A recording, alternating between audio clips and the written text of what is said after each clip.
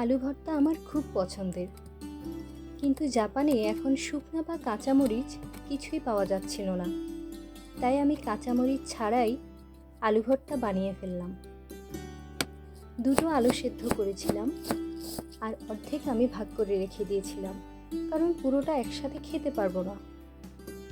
আর আমার এই মরিচ ছাড়া আলু ভর্তায় ছিল রাঁধুনি সরিষার তেল আর পেঁয়াজ।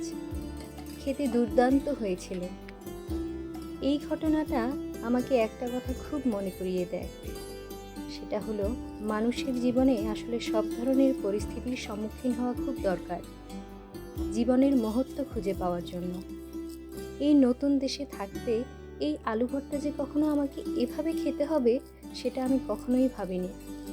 এটা আমাকে আসলে মনে করিয়ে দিয়েছে, জীবনে যে কোনো সময় ঠিক যতটুকু পাও ততটুকুই উপভোগ করো।